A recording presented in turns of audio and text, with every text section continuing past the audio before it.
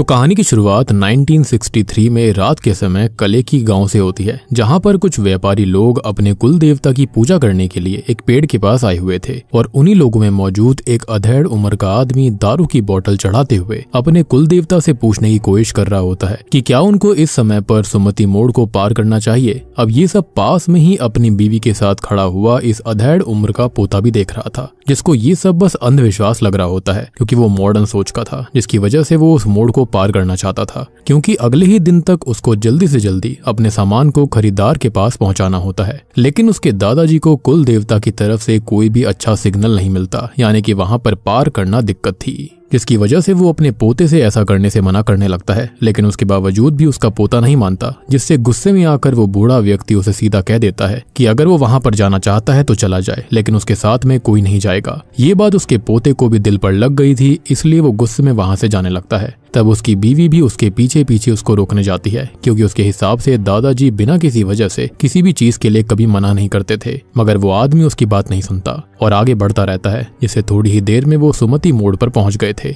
जहां पर जाकर जब कुछ देर तक कुछ नहीं होता तो वो आदमी अपनी बीवी से बातें करते हुए उसे आसपास की जगह पर ही घुमाने लगता है। अब यहाँ पर एक बहुत सुंदर झरना भी था, जिसको देखकर वो दोनों खुश हो रहे होते हैं कि तभी उन्हें झरने के पास एक लेडी दिखाई देती है, जिसको देखकर उस आदमी को ऐसा लग रहा था कि शायद वो भी उनकी तरह बहादुर इंसान होगी जिसे वहां पर आने से डर नहीं लगता। इसलिए वो चिल्लाकर उससे सुमति के बारे में बात करने की कोशिश करता है, मगर जैसे ही वो लेडी उस आदमी और उसकी बीवी की तरफ देखती है तो उन दोनों मियाँ बीवी के चेहरे की हवाइयां उड़ गई थी, क्योंकि वो लेडी बिल्कुल उस आदमी की बीवी की तरह लग रही होती है और उसके अगले ही पल उस लेडी की आंखें पूरी तरह से सफेद हो जाती है। खैर, अब इसके बाद कहानी वहां से लगभग 30 साल आगे यानी कि 90s के समय में आती है, जहां पर एक नया फॉरेस्ट ऑफिसर हरी ट्रांसफर लेकर उसी गांव में आया हुआ था, जिस दौरान फिलहाल वो लिफ्ट लेकर गांव के ही 2 लोगों के साथ अपने चेक पोस्ट के पास जा रहा होता है, जहां पर ही उसका सरकारी क्वार्टर भी था। और उस समय गाड़ी वाले एक नई फिल्म का प्रचार भी कर रहे थे। तब उन दोनों को लगता है कि शायद हरी को वहां पर पनिशमेंट ट्रांसफर पर भेजा गया होगा, क्योंकि ये गांव जो था वो असल में 3 तरफ से जंगल से घिरा हुआ था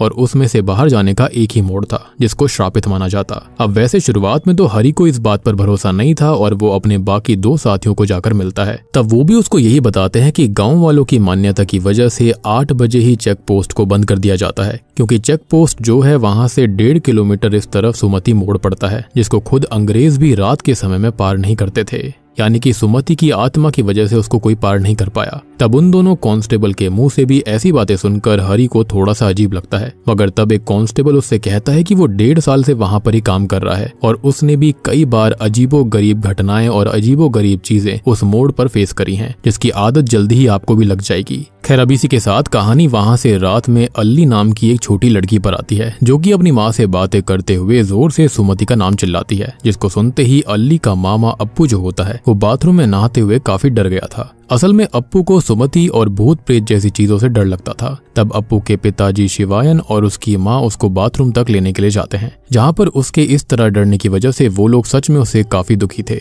खैर, अब बाहर आने के बाद में अप्पू जो होता है वो खुद को बहादुर दिखाने के लिए अल्ली से ये बोलता है कि वो किसी से डरता वरता नहीं है, मगर अल्ली तब भी उससे थोड़े बहुत मजे लेकर अंदर चली जाती है। अब अगले दिन अप्पू की VCR कैसेट्स की दुकान के सामने चाय की दुकान पर कुछ लोग आकर बैठते हैं और सुमति के बारे में बात करने लगते हैं, क्योंकि आज से गांव के अंदर एक फेस्टिवल शुरू होने वाला था, जिस दौरान सुमति की शक्तियां काफी बढ़ जाया करती और लोग इस समय पर तो सुमति मोड़ के नाम से ही डरते थे। खैर, इतने में ही अप्पू का दोस्त अंबाड़ी जो होता है वो अप्पू की दुकान को खोल देता है, जहाँ पर जल्दी ही अप्पू और उसके पिता भी आ गए थे। तब शिवायन तो दुकान के अंदर चले जाते हैं और फिर अंबाड़ी और अप्पू बाहर खड़े होकर बात कर रहे थे कि तभी वहां पर अंबाड़ी की क्रश मीनाक्षी का पिता मीनाक्षी के साथ आ गया था। असल में वो गांव का एक बड़ा पंडित भी होता है, जिसके घर अंबाड़ी मीनाक्षी को देखने के लिए बहाने बनाकर जाता रहता था।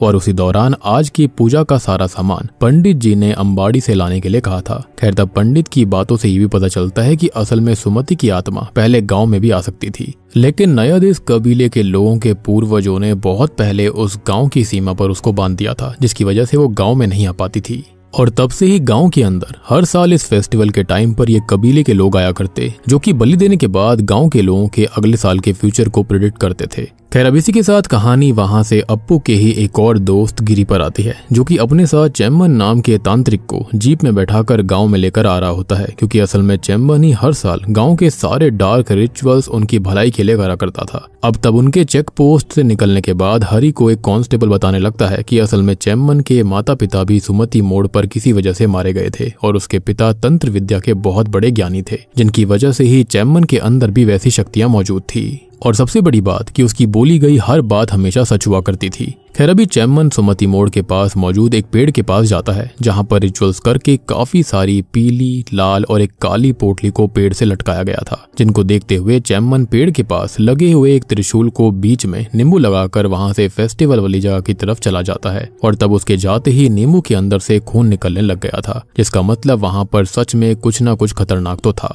अब वहीं गांव के अंदर फेस्टिवल में मेले वाली जगह पर भद्रन नाम का एक आदमी बैठा हुआ था, जिसका गांव में एक सिनेमा हॉल होता है। और अभी वो अप्पू को वहां पर अंबाड़ी, गिरी, मीनाक्षी और अल्ली के साथ बात करते हुए देखकर काफी ज्यादा गुस्से में उसे घूरने लगता है। तब यही चीज दिखाते हुए फॉरेस्ट कांस्टेबल हरी को बताता है कि असल में पहले भद्रन की शादी एक लड़की मल्लू से होने वाली थी, जो कि शादी से पहले ही रात में सुमति मोड़ से भागने में सफल हो गई थी। और गांव के लोगों का ये मानना था कि उसको भागने में मदद किसी और ने नहीं बल्कि अप्पू ने ही करी थी। पर क्योंकि उस दिन के बाद से मल्लू का कुछ भी पता नहीं चला था, इसलिए भद्रन को लगता था कि अप्पू ने उसको जंगल में ले जाकर मार दिया होगा, जिसकी वजह से वो उससे बहुत ही ज्यादा चिढ़ा करता था। और उसने यही सेम चीज बार बार उस लड़की के फौजी भाई महेश को सामने से भी कही थी, जिसकी वजह से जब भी महेश छुट्टियों में वापस गांव आता था तो हर बार उसकी अप्पू से लड़ाई या फिर बहस होती रहती थी। खैर तभी अप्पू और उसके साथियों के पास में भद्रन के सिनेमा हॉल में रील चलाने वाली सुजा नाम की लेडी और उसकी बेटी श्री कुट्टी आती है। अब एक समय पर सुजा के पति की लाश भी उसी सुमति मोड़ पर मिली थी। खैर अब श्री कुट्टी अल्ली की क्लासमेट होने की वजह से उसके साथ मेला घूमने चली गई थी, जिसके बाद जब सुजा अप्पू और उसके दोस्तों से बात करती है तो उनको ये पता चलता है कि असल में भद्रन की गंदी नजर सुजा के ऊपर थी, जिसकी वजह से उसने यहाँ पर काम छोड़ दिया और उसे अब खर्चे की टेंशन थी। तब ये बात सुनकर अप्पू तुरंत ही उसे अपनी ही दुकान पर रख लेता है, जहाँ पर उसे पैसे तो कम मिलते लेकिन इज्जत पूरी मिलती। तब सुजा भी इस पर मान गई थी, पैसे तो कमाने ही थे। और इतने में ही वहाँ पर मल्लू का परिवार भी आ जाता है, जो लड़की भाग गई थी, जिसको भगाने का इल्जाम अप्पू के सर पर था। और उसी वजह से वो लोग भी अप्पू से बहुत चिढ़ते थे। इसके पीछे कोई सबूत नहीं था, लेकिन सब ऐसा मानते थे, इसके चलते सब उससे चिढ़ रहे थे। खैर अभी अप्पू को मंदिर में महेश की बीवी से बात करके अगले हफ्ते महेश के आने के बारे में पता लग गया था, जिसका मतलब कि एक हफ्ते बाद गाँव में पक्का लड़ाई तो होने ही वाली थी। खैर अब इसके बाद सभी फेस्टिवल को एंजॉय करते हुए बहुत नाचते गाते हैं। और रात में नयादीस कबीले के लोग भी आकर पहले तो चेम्मन को एक पोटली देते हैं और उसे सुमति मोड़ पर गाड़ने के लिए बोलते हैं, क्योंकि इससे सुमति की आत्मा थोड़ा सा शांत रहती।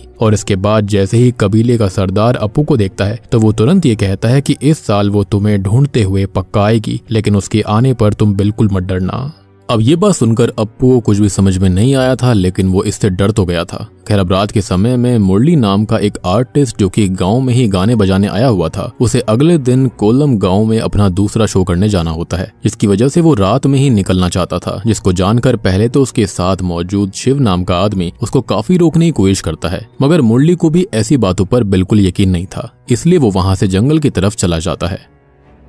अब उसी दौरान चेम्मन गांव के अंदर ही काफी परेशान बैठा हुआ था, जिसको देखकर पंडित जी उससे उसकी परेशानी का कारण पूछते हैं। तो चेम्मन बताता है कि उसे सही नहीं लग रहा है और ऐसा महसूस हो रहा है कि जैसे पक्का उनके ऊपर कोई बड़ी मुसीबत आने वाली है। वहीं सुमति रोड के पास पहुंचते ही मुरली को उसके पीछे से किसी की आवाज आने लग गई थी, जिसको देखकर उसको लगता है कि शायद शिव उसके पीछे पीछे आ गया होगा और इसलिए वो हंसते हुए पीछे देखता है, मगर वहां पर कोई नहीं था। जिसके बाद उसे आसपास से डरावनी आवाजें आने लगी थी, जिससे मुरली काफी डर जाता है। और अभी उसके भागने से पहले ही उसके सामने एक सड़ी हुई लाश आ गिरती है, जिसको सैकड़ों कीड़े खा रहे थे, जिसको देखकर तो मुरली का लगभग पूरा खून सूख जाता है। उसी दौरान उसके पीछे एक बूढ़ी लंबे नाखूनों वाली चुड़ैल भी आकर खड़ी हो गई थी, जिसको देखकर मुरली बहुत जोर से चिल्लाने लगता है। अब ये सब अप्पू को भी उसके सपने में दिखाई दिया था, जिसकी वजह से वो भी खुद सुबह उठकर चिल्लाने लगता है। अब उसके चिल्लाने की वजह से उसके माता पिता भी वहां पर आ गए थे, जिस दौरान उसकी मम्मी तो अप्पू को संभालने लगती है, लेकिन अप्पू के पिता शिवायन उसके अभी भी डरने की वजह से उसके ऊपर गुस्सा करने लग गए थे।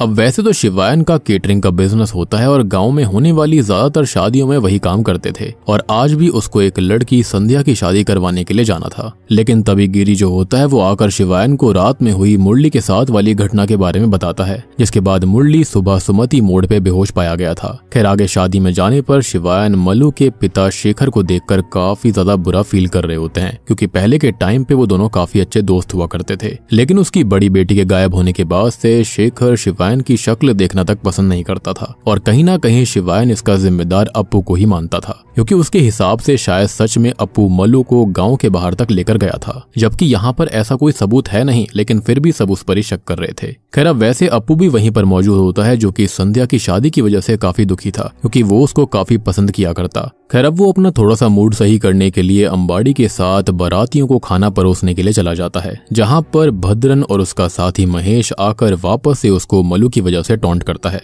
जिसकी वजह से अंबाड़ी अप्पू से खाना लेते हुए कहता है कि हम खाना संभाल लेंगे, पर पहले तो जाकर इसके मुंह पर एक चांटा मार के आओ। और तभी अप्पू भी ऐसा करने के लिए चला गया था, लेकिन थोड़े से धक्का मुक्की के बाद जब वो भद्रन के चांटा मारने वाला होता है तो भद्रन के सामने से हट जाने की वजह से ये चांटा जो होता है वो वहीं पर बैठकर खाना खा रही लड़की भामा के लग गया था, जिसके बाद भामा और अप्पू तो एक दूसरे को देखते ही रह जाते हैं। सबसे बड़ी दिक्कत ये थी कि भामा असल में कोई और नहीं थी बल्कि शेखर के ही छोटे भाई की बेटी थी, और अभी उसके इतना जोर से चांटा लग जाता है कि 3-4 दिन के लिए उसकी गर्दन पर नेक सपोर्ट की जरूरत पड़ती है, और साथ ही साथ उसके दांत तक दर्द करने लग गए थे, यानी कि चांटा काफी जोरदार था। और सबसे बड़ी बात कि भद्रन लकी था जो कि वहां से हट गया। खैर इसलिए शेखर और उसका भाई हॉस्पिटल में पुलिस कांस्टेबल मधु और उसके साथी को बुला लेते हैं, जिनसे कंप्लेंट करके वो अप्पू को जेल में भी डलवाना चाहते थे। मगर मधु को समझ आ रहा था कि अप्पू ने ये जानबूझकर नहीं करा था, और साथ ही साथ भामा भी इस बात को समझ रही होती है, इसलिए वो मधु को वहां से जाने के लिए कह देती है। और अब मधु बाहर आकर इशारे से अप्पू को बता देता है कि कोई परेशानी वाली बात नहीं है, और अब कहीं ना कहीं अप्पू को भामा के लिए बहुत बुरा लग रहा था। पर तभी पास में खड़ी मीनाक्षी उसको बताती है कि भामा असल में उनके ही स्कूल में अगले दिन से टीचर की पोस्ट पर ज्वाइन करने वाली है, जिसको सुनकर अप्पू के दिमाग में कुछ तो आने लगता है। खैर तभी गिरी अप्पू से कहता है कि बेशक से अभी ये मामला भामा की वजह से शांत हो गया हो, लेकिन महेश और भद्रन पक्का कुछ न कुछ और गड़बड़ जरूर करेंगे, इसलिए तब अप्पू थोड़ा सा परेशान हो जाता है।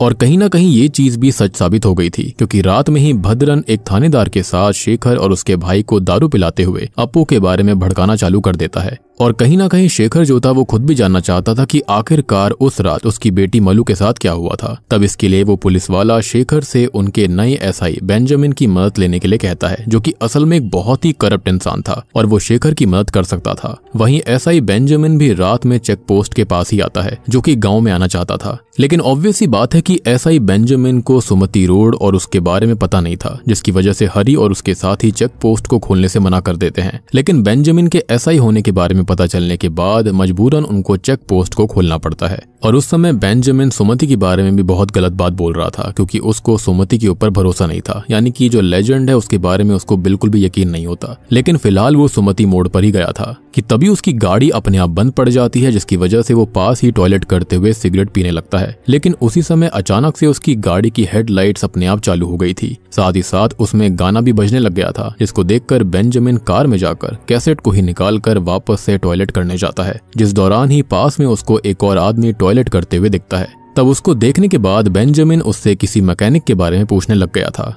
मगर अभी जैसे ही वो आदमी बेंजामिन के पास आता है तो उसकी पूरी तरह से हालत टाइट हो जाती है, क्योंकि जैसा शुरुआत में हुआ था बिल्कुल सेम यहाँ पर भी होता है। ये आदमी बिल्कुल बेंजामिन की तरह दिख रहा होता है और उसका कहना यही था कि क्या बोला था सुमति के बारे में, वो नहीं है। और इसके अगले ही पल वो आदमी वहां से गायब हो जाता है और बेंजामिन की गाड़ी अपने आप जल जाती है और इससे बेंजामिन के होश पूरी तरह उड़ गए थे, यानी कि अब उसको यकीन हो गया होगा सुमति के बारे में। एनीवेज अब अगले दिन जब अल्ली स्कूल जाने के लिए घर के बाहर आती है तो उसको वहां पर अप्पू एकदम तैयार होकर अपनी बाइक के साथ मिलता है, जो कि असल में भामा को देखने के बहाने अल्ली को स्कूल छोड़ने जाना चाहता था, जिसके बारे में अल्ली समझकर अप्पू से मजे लेते हुए उसके साथ ही स्कूल जाने लगती है। तभी रास्ते में उन्हें मधु और बेंजामिन के साथ कुछ और लोग भी दिखते हैं, जहां पर बेंजामिन का मूड बहुत ही ज्यादा खराब होने की वजह से उसकी चेम्मन से भी बहस हो गई थी, क्योंकि चेम्मन का साफ कहना था कि जब सभी लोग सुमति मोड़ पर रात में जाने से मना करते हैं तो कोई भी उस बात पर भरोसा क्यों नहीं करता, क्यों चैलेंज करता है सुमति को। खैर तभी चेम्मन की बातों पर ज्यादा ध्यान होने की वजह से एक बार तो अप्पू की बाइक बेंजामिन से ही टकराने वाली थी, जिसकी वजह से बेंजामिन उसके ऊपर भी भड़क गया था, इसलिए अप्पू भी उसको सुनाने लगता है। पर तब मधु मैट्रो को संभालते हुए अप्पू को बेंजामिन के एसआई होने के बारे में बताकर उसे वहां से भेज देता है, जिसके बाद अप्पू अली के साथ स्कूल में पहुंच गया था, जहां पर भामा उसको देखकर स्माइल करने लग जाती है। लेकिन उस समय भामा का सबसे छोटा वाला भाई सुधाकरण, जिसको हम करण ही बोलेंगे, वो बच्चों को प्रेयर करवा रहा होता है। और उस वक्त वो जैसे ही बार बार भामा और अप्पू को एक दूसरे को देखकर स्माइल करते हुए नोटिस करता है, तो वो तुरंत ही प्रेयर को बीच में छोड़कर सीधा अप्पू के पास जाते हुए उसे एक जोरदार रैप्टा मार देता है, जिसकी वजह से अप्पू तो बेहोश ही हो गया था। खैर, अब बाद में जब उसके दोस्त को इस हादसे के बारे में पता चलता है तो वो अप्पू का मजाक बनाने लगते हैं कि वो एक बच्चे से चांटा खाकर बेहोश कैसे हो गया। तभी वहां पर भामा के स्कूल में ही पढ़ाने वाली एक प्रेग्नेंट टीचर भी आ गई थी, जिसकी अगले ही महीने डिलीवरी होने वाली है, जो कि आते ही अप्पू को बाहर जाने के लिए बोलती है, क्योंकि असल में भामा बाहर उससे माफी मांगने आई थी। और कहीं ना कहीं उनके बात करने के तरीके साफ पता चल रहा था कि अब वो दोनों ही एक दूसरे को पसंद करने लग गए थे, यानी कि पहली बार में ही इनको प्यार हो गया था। खैर, अब इसके बाद कुछ दिनों तक लगातार अप्पू भामा का पीछा करने लगता है और दोनों रिश्ते में भी आ गए थे। खैर, इसके बाद में अप्पू और अंबाड़ी अपने कुछ दोस्तों के साथ गांव से बाहर गया हुआ था, तो वापस आते समय चेक पोस्ट बंद होने वाला होता है। लेकिन अप्पू को देखकर वहां का फॉरेस्ट कांस्टेबल चेक पोस्ट को खोलने के लिए मान गया था, पर उसके बाद भी सुमति के डर की वजह से अप्पू इस समय वहां से जाने से मना कर देता है और रात में दारू पीते हुए चिकन खाने के लिए फॉरेस्ट ऑफिसर के क्वार्टर में ही वो रुक जाते हैं, जहां पर दारू पीते हुए वो लोग भद्रा काकी को अचानक से देखकर डर गए थे। और भद्रा काकी असल में सुमति की ही गांव से थी, जो कि गांव के कुछ रिचुअल्स और ब्लैक मैजिक को करने में मदद करती थी। तब भद्रा काकी बताती है कि वो अभी पास के दूसरे गांव से आ रही थी, लेकिन रात होने की वजह से वो भी यहीं रुक गई। तब भद्रा काकी की बातों से ये पता चलता है कि अंग्रेजों के टाइम पर पहले गांव के पास एक कबीला भी रहा करता था,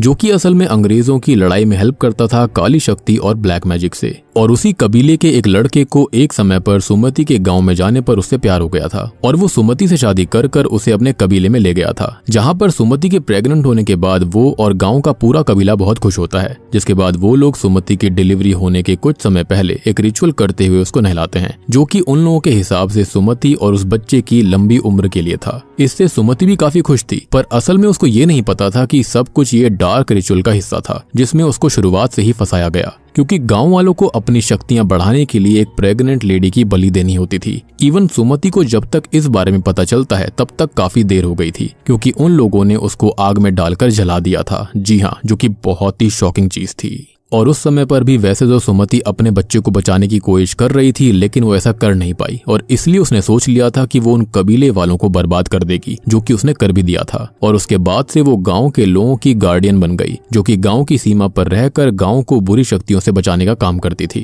खैर, अब इसके बाद वो अप्पू को देखते हुए ये बोलती है कि उस रास्ते का अप्पू के साथ कोई ना कोई कनेक्शन तो है और अभी एक समय ऐसा आने वाला है जब सारे गाँव वाले अप्पू के खिलाफ हो जाएंगे, लेकिन उसको बस डरना नहीं है। और ये सुनकर तो अप्पू अभी से डरने लगा था। इनफैक्ट आपको याद होगा कि चैम्मन ने भी उसको सेम बात कही थी कि उसको डरना नहीं है, लेकिन होता यह है कि अब ये सब बातें होने के बाद सभी वहीं पर सो जाते हैं। खैर, तभी आधी रात में चेक पोस्ट के बाहर महेश भी कुछ दिनों की छुट्टियों के लिए गांव में आ गया था, जिसको देखने के बाद अप्पू थोड़ा सा डर जाता है, जो कि खुद भी रात में क्वार्टर में ही रुकता है। जिसके बाद सुबह सुबह महेश को भद्रन अपने साथ ले जाता है और अब अप्पू और उसके साथी भी गांव में वापस चले जाते हैं। जिसके बाद रात में महेश बेंजामिन से अपनी बड़ी बहन के केस के बारे में बात करने के लिए उसको अपने घर बुलाता है, यानी कि मलू के बारे में, जहां पर बेंजामिन दारू पी रहा होता है, जो कि महेश की बीवी को बिल्कुल पसंद नहीं आता। इसलिए वो महेश को आगे से ऐसी चीज ना करने के लिए मना करती है, पर तब उनकी बातें बेंजामिन ने सुन ली थी और इसलिए वो उठकर बाहर आ जाता है। और जब महेश बाहर आकर उससे बात करने की कोशिश करता है तो बेंजामिन उससे उसकी बड़ी बहन के केस के बारे में टेंशन ना लेने के लिए बोलता है,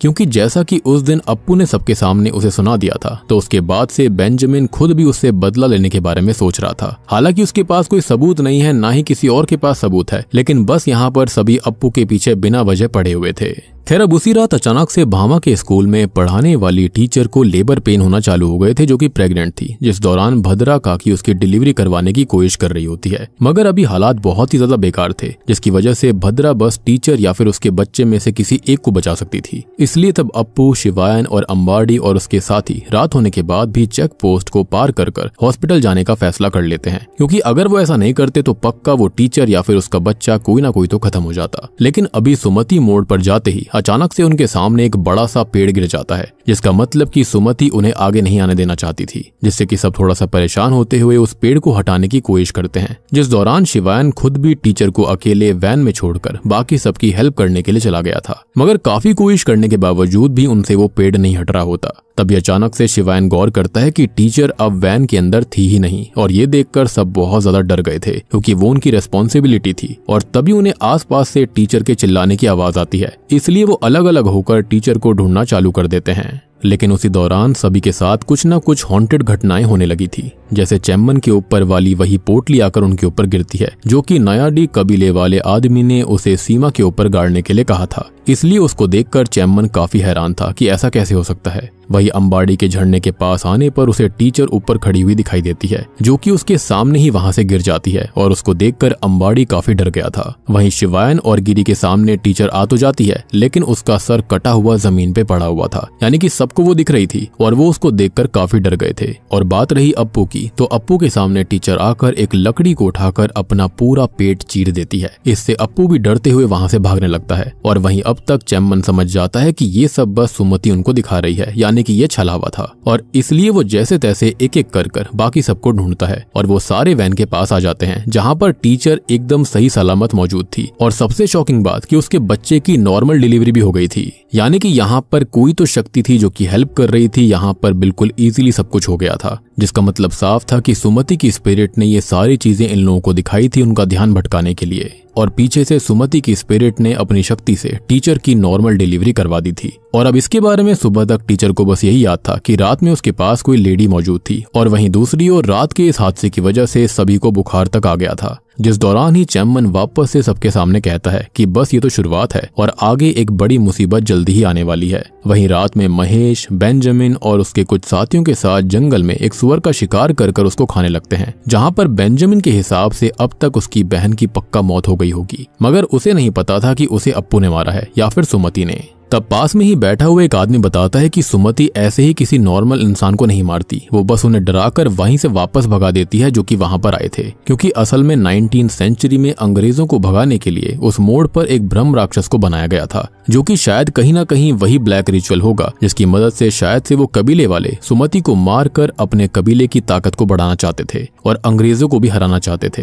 खैर, क्योंकि वो ब्रह्म राक्षस बहुत ही ज्यादा खतरनाक था, इसलिए सुमति उसे गाँव में आने से रोकने के लिए सीमा पर ही रहती थी। और आपने नोटिस किया होगा कि अब तक जो भी सीमा पर जाता था, सुमति उसको खाली डराया करती थी या फिर उसको बेहोश कर दिया करती, ताकि रात में वहां से कोई भी ना गुजरे। अब ये बात जानकर तो सभी काफी हैरान हो गए थे, और अब महेश को तो लगने लग गया था कि पक्का फिर अप्पू ने उसकी बहन को सच में मार दिया होगा, और वो बस किसी भी हाल में अप्पू को सबक सिखाना चाहता था, जिसका मौका एक दिन उसको बेंजामिन की वजह से ही मिल जाता है। क्योंकि बेंजामिन ने अप्पू और भामा को कुछ दिनों बाद एक पेड़ के पीछे मिलते हुए देख लिया था, जिसके बारे में महेश को पता चलने पर वो शेखर और अपने पूरे परिवार के साथ शिवायन यानी कि अप्पू के पिता के घर में खाना खाने आता है, जहां पर शिवायन तो सच में उनके आने से काफी खुश था। पर तब महेश अप्पू के सामने जानबूझकर बताता है कि इसी महीने वो लोग भामा की शादी भद्रन के साथ करवाने वाले हैं, और ये बात सुनकर अप्पू को बहुत बुरा लगता है और वो दिन भर रोते हुए अपने दोस्तों के साथ बहुत ज्यादा दारू पीता है।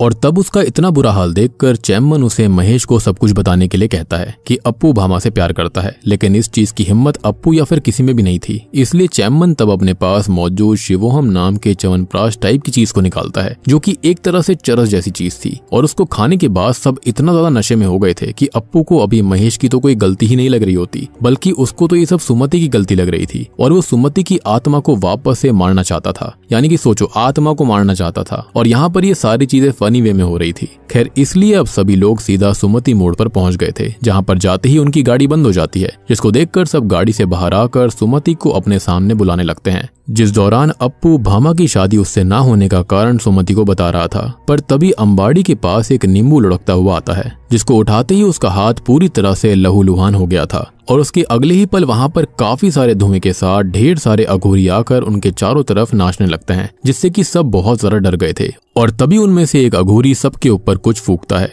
और इसके बाद अगले दिन सबकी आंख हरी के क्वार्टर के सामने खुलती है, जहां पर फॉरेस्ट रेंजर ही अपने साथियों के साथ उन सबको सुबह जंगल से लेकर आया था, क्योंकि वो वहां पर बेहोश पड़े हुए थे। और अब जैसे ही हरी को ये बात पता चलती है कि यहाँ पर अप्पू भामा से प्यार करता है, तो वो अप्पू से महेश से बात करने के लिए कहता है, मगर अप्पू जानता था कि अब कुछ भी सही नहीं होने वाला। अब वहीं दूसरी ओर अली को भी अपने मामा अप्पू की हालत ठीक नहीं लग रही थी, इसलिए वो स्कूल में करण के पास जाकर उसकी हेल्प मांगने की कोशिश करती है, जिस पर पहले तो करण ने मना कर दिया था, पर तभी अली ये कहती है कि अगर हमने भामा और अप्पू की हेल्प नहीं करी तो हमारी बारी में हेल्प कौन करेगा। अब ये बात सुनकर तो करण तुरंत ही अली की मदद करने के लिए मान गया था, क्योंकि वो खुद भी अली को पसंद करता था। तब वो अपने पास मौजूद एक लेटर दिखाता है जो कि भामा ने उसको 3 दिन पहले अप्पू को देने के लिए कहा था, मगर गुस्से में उसने ऐसा नहीं करा था। पर अब अली के प्रपोजल को सुनकर वो खुद ही उस लेटर को अप्पू को देने का फैसला करता है, जहाँ पर वो अप्पू की दुकान के पास जाकर उसे पहले तो थोड़े से ड्रामे दिखा रहा था, पर बाद में वो उसको जीजाजी बुलाते हुए भामा को भगाने की परमिशन भी देता है, क्योंकि वो जानता था कि भामा खुद भी अप्पू से बहुत प्यार करती है।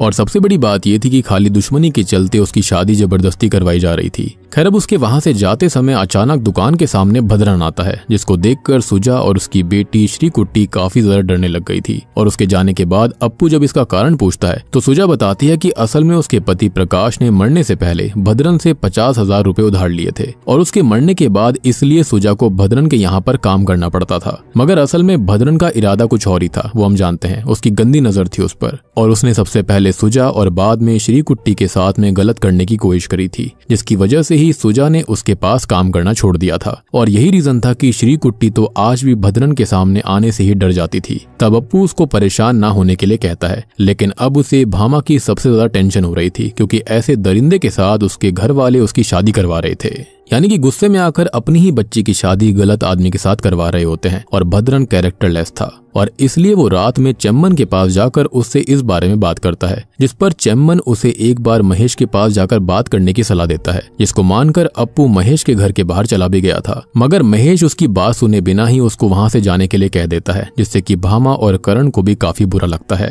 खैर अब इसके अगले ही दिन गांव के सभी लोगों को सुजा और श्रीकुट्टी की लाश एक पेड़ से लटकी हुई मिलती है, जो कि बहुत ही शॉकिंग चीज थी, जिसको देखकर ऐसा लग रहा था कि जैसे उन्होंने खुद को खत्म कर लिया हो। मगर अप्पू इस बात को समझ गया था कि पक्का ये भद्रन का काम है, क्योंकि वो पिछले दिन श्रीकुट्टी के एक्सप्रेशंस देखकर समझ गया होगा कि आगे चलकर सुजा और श्रीकुट्टी उसके लिए मुसीबत बन सकते थे। और इसी बात से अप्पू को बहुत ज्यादा गुस्सा आ जाता है, और वो सीधा भद्रन के सिनेमा में जाकर उसे बुरी तरह से पीटने लगता है, जिसके बाद वो उसे बाहर लाकर और भी ज्यादा बुरी तरह से गिरा गिरा कर मारने लग गया था। खैर तभी वहां पर शिवायन आकर उसका हाथ पकड़ लेता है, जिसको देखकर भद्रन भी विक्टिम कार्ड खेलने लग गया था, जहां पर वो यही बोलता है कि अप्पू बस इसी वजह से गुस्से में है क्योंकि भद्रन की शादी उस लड़की से होने वाली है जिससे कि अप्पू प्यार करता है, यानी कि भामा से। अब ये बात सुनकर तो गुस्से में शिवायन अप्पू को ही चांटा मार देता है और गाँव वालों के सामने वादा कर देता है इस जोश में आकर कि उसकी दोस्ती सही सलामत हो जाए कि वो भामा की शादी उसी दिन पर करवा कर रहेगा जिस दिन सोचा गया है, क्योंकि पहले ही अप्पू की वजह से उस परिवार की आधी खुशियां बर्बाद हो गई थी। तब ये चीज अप्पू को भी बहुत ज्यादा बुरी लगती है कि उसके खुद के पिता ने उसका साथ नहीं दिया, और इसलिए वो बेंजामिन के वहां पर आने पर भद्रन वाली सारी बात बताता है कि उसने ही सुजा और श्रीकुट्टी को मारा होगा। लेकिन बेंजामिन को पहले से ही इस बारे में पता था, और उसने ही तो उन दोनों की पोस्टमार्टम रिपोर्ट को बदलवा दिया था, भद्रन की हेल्प करी थी। इसका मतलब कि अप्पू अब चाहकर भी कुछ नहीं कर सकता था। और हम जानते हैं कि बेंजामिन कितना करप्ट आदमी था, जिसकी वजह से वो बहुत ज्यादा परेशान हो जाता है। जिसके बाद वो सुजा और श्रीकुट्टी के अंतिम संस्कार में भी आ गया था, जहाँ पर भद्रन भी आया होता है, लेकिन उसको वहां देखकर अप्पू को बहुत गुस्सा आ रहा होता है। मगर अभी वो चाहकर भी कुछ नहीं कर सकता था, क्योंकि लीगली भी उसके हाथ बंधे हुए थे। सबसे बड़ी बात कि उसके पिता भी उस पर यकीन नहीं कर रहे थे। खैर अब वो साइड में जाकर सुजा और श्रीकुट्टी की मौत के बारे में सोचकर और भामा की शादी भद्रन से होने की वजह से काफी परेशान हो गया था। वहीं भामा भी बहुत परेशान थी, क्योंकि बस एक दिन के अंदर उसकी शादी थी, वो भी भद्रन से। और यही वो पल होता है जब सच में अप्पू के खिलाफ लगभग सारे गांव वाले हो गए थे। उस समय करण अप्पू के पास आकर उससे भामा को भगाने के लिए कहता है, लेकिन ये बात शिवायन ने भी सुन ली थी, और इसी वजह से वो अप्पू से साफ कहता है कि अगर उसने ऐसा करने के बारे में सोचा भी तो वो भूल जाएगा कि उसका कोई बेटा है। तब अप्पू और ज्यादा दुखी हो गया था। पर अब इसके अगले दिन दुखी होने के बाद भी वो भामा की शादी में सब कुछ सही से करने के लिए जाने लगता है, जहाँ पर चेम्मन समझ गया था कि वो बहुत ज्यादा दुखी है, और इसलिए वो उसको थोड़ी सी शराब पिला देता है, जो कि दूर से शिवायन भी देख रहा था, और उसे भी काफी ज्यादा बुरा लग रहा होता है अपने बेटे के लिए। पर अब अप्पू सारे गम भुलाकर शादी में सब कुछ अच्छे से करवा रहा होता है, साथ ही साथ वो नाचने भी लग गया था। पर उसी बीच अचानक से कोई जाकर महेश को भद्रन की सारी सच्चाई बता देता है, जिसके बारे में जानने के बाद महेश ने सोच लिया था कि अब वो किसी भी हाल में भामा की शादी भद्रन से नहीं होने देगा, क्योंकि महेश और उसकी फैमिली जो कुछ भी कर रहे थे वो खाली ईगो में आकर कर रहे थे, और वो एक लड़की की जिंदगी बर्बाद होने नहीं दे सकता था। खैर वहीं अब तक शिवायन खुद भी अप्पू के पास जाकर उससे कहता है कि वो भामा को वहां से भगा कर ले जाए, क्योंकि वो शुरुआत में ही अप्पू का साथ देने के बारे में सोच रहा था और उसने गांव वालों के सामने ये वादा करा था कि वो इसी दिन भामा की शादी करवाएगा, पर ये नहीं कहा था कि किससे करवाएगा। तब इस बात से तो अप्पू बहुत ज्यादा खुश हो जाता है, यानी कि वो भी भामा को अपनी बहू की तरह एक्सेप्ट कर चुका था। मगर उस समय तक भामा अकेले ही घर से भाग गई होती है, जिसके बारे में पता चलने पर शेखर का सारा शक अप्पू के ऊपर जाता है, जिसकी वजह से वहां पर अप्पू, शिवायन और उसके साथियों की शेखर और उसके साथियों के साथ लड़ाई होने लग जाती है। पर तभी महेश बीच में आकर अप्पू को एक बार बचाता है और उससे जल्दी से जाकर भामा को ढूंढने के लिए कहता है, जिसको देखकर तो अप्पू को एक बार तो अपनी आंखों पर विश्वास नहीं हो रहा था कि जो आदमी उसको देखकर मारने के बारे में सोचता था, पिटाई करता था, आज वो उसको खुद ऐसा बोल रहा था। खैर अभी करण से बात कर उसको पता चलता है कि भामा असल में हरि के क्वार्टर पर गई है। तब अप्पू भी वहां से बाइक लेकर जाने लगता है, लेकिन सुमति मोड़ के पास आते ही उसे बहुत ज्यादा डर लगने लग गया था, जिसकी वजह से वो वहां जाने में डर रहा होता है। पर तभी वहां पर बेंजामिन और भद्रन पहुंच जाते हैं, जो कि अब किसी भी हाल में अप्पू को जान से मारना चाहते थे। तब अप्पू उनसे लड़ाई करने की कोशिश करता है, लेकिन वो उसे बहुत ज्यादा मार कर बेहोश कर देते हैं। लेकिन अब भद्रन चाहता था कि वो लोग अप्पू को सुमति मोड़ पर जाके मारें, ताकि अगले दिन सबको यही लगे कि अप्पू को सुमति ने मारा है। तब शुरुआत में बेंजामिन डरते हुए वहां से जाने से मना करने लग जाता है, क्योंकि वो उस रात के बाद से काफी डर गया था। पर तब भद्रन उसे एक चाकू दिखाते हुए वहां पर चलने के लिए कहने लगता है और दोनों ही अप्पू को घसीटते हुए वहां पर ले जाते हैं। मगर वहां जाते ही अप्पू को मारने की कोशिश करते समय भद्रन को अपने सामने सुजा और श्री कुट्टी दिखाई देने लग गई थी, जिसकी वजह से वो डर कर वहां से बेंजामिन के साथ जाने लग जाता है। लेकिन अब बेंजामिन अप्पू को जिंदा छोड़कर तो नहीं जाना चाहता था, इसलिए वो अप्पू के पास वापस जाकर उसे भद्रन के साथ मारने की कोशिश करने लगता है, ताकि सबको ये लगे कि ये दोनों ही खत्म हो गए और उसकी जॉब पर बात ना आए। लेकिन होता यह है कि अचानक अप्पू अब बहुत ही ज्यादा शक्तिशाली हो गया था। असल में अब उसके अंदर सुमति की आत्मा आ गई थी, जो कि भद्रन और बेंजामिन को बुरी तरह से पीटने के बाद एक एक करके उनको मौत के घाट उतार देती है। और इसके थोड़ी देर के बाद होश में आने पर अप्पू को अपने सामने महेश दिखाई देता है, जो कि उसे अपना हाथ देते हुए अपने साथ क्वार्टर के पास ले जाता है, जहाँ पर उसे भामा और हरि को देखकर अच्छा लगता है। तब भामा और अप्पू दोनों ने एक दूसरे को गले से लगा लिया था और अब वो किसी भी हाल में अलग नहीं होना चाहते थे। पर सुबह होते ही वहाँ पर शेखर आकर भामा की शादी अप्पू से करवाने के लिए मना करने लगता है, जिस पर सभी गाँव वाले उसको मनाने की बहुत कोशिश करते हैं, लेकिन वो इस बात पर राजी नहीं हो रहा होता। लेकिन शॉकिंगली तभी वहां पर जीप में एक लेडी आती है, जिसको देखकर तो पूरे के पूरे गांव वाले हैरान रह गए थे, सबके होश उड़ गए थे, क्योंकि असल में ये लेडी कोई और नहीं बल्कि मलू थी, जिसको यहाँ पर सभी लोग मरा हुआ समझ रहे थे। अब मलू तब सबसे पहले तो सबके सामने आकर ये कंफर्म करती है कि ना ही अप्पू ने उसको मारा था और ना ही वो उसको भगाकर किसी और शहर में लेकर गया था। तब ये बात सुनकर किसी को भी समझ में नहीं आ रहा होता कि उस रात मलू वहां से भागी किसके साथ थी, जिस पर वो हरि की तरफ इशारा करती है। जी हाँ, क्योंकि असल में वो उससे ही प्यार करती थी। हरि यानी कि वही फॉरेस्ट रेंजर जो कि शुरुआत में यहाँ पर आया था, जिसके साथ ही वो उस रात गाँव से भाग गई थी। और तब जाकर हरि भी शेखर और बाकी सबसे माफी मांगता है, यानी कि इतने साल तक अप्पू जो था वो बिना किसी गलती के ही सबसे बातें सुनता आ रहा था, अपने पिता से भी बाकी सबसे भी, जो कि बहुत ही ज्यादा गलत था। यानी कि यहाँ पर हरि को जब सब कुछ पता था और यहाँ पर मलू भी जिंदा थी, तो उनको आकर बताना चाहिए था कि इसमें अप्पू की कोई गलती नहीं है, उसकी जिंदगी कितनी बर्बाद हुई इस वजह से।